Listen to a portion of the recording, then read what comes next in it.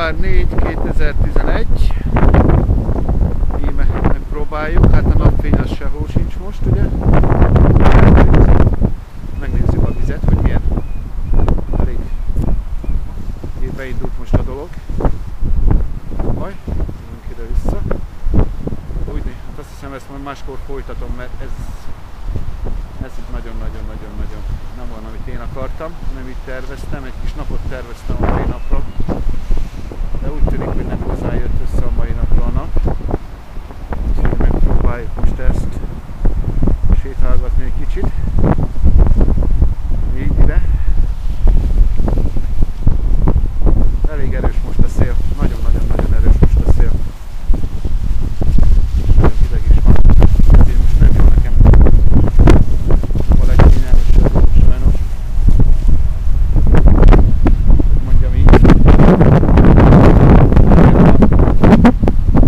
Ráközelítek arra is. Megnézzük vissza valahogy szépen ide-vissza.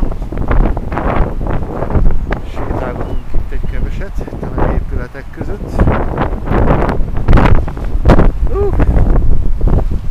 El fog fújni mindent a szél. Hajrá!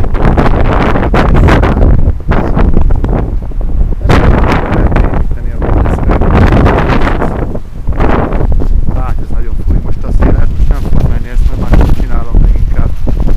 Ez nagyon nem jó így. Olyan is. Ez így nagyon nem jó. Nagyon-nagyon-nagyon nem jó. Oké. Na itt van fent a micsoda? Madarak, az épületek. Úgy.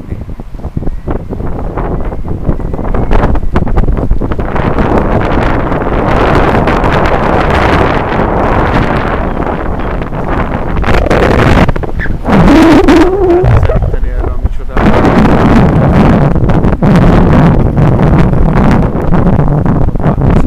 Ezt a kamerát, ezt még nem ismerem amúgy, ezt a Fujit, ez vadonatúj, úgyhogy azt hiszem, hogy így jó. A minőség is jó lesz, ez csak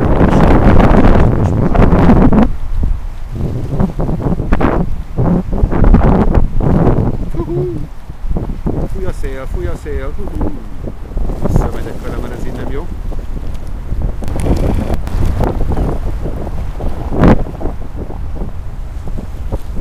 Valahogyan. Kicsit, még visszább. Mindig ez ide jobb. Okay. És akkor most még megpróbáljuk ezt. Ilyenkor itt az eszembe is.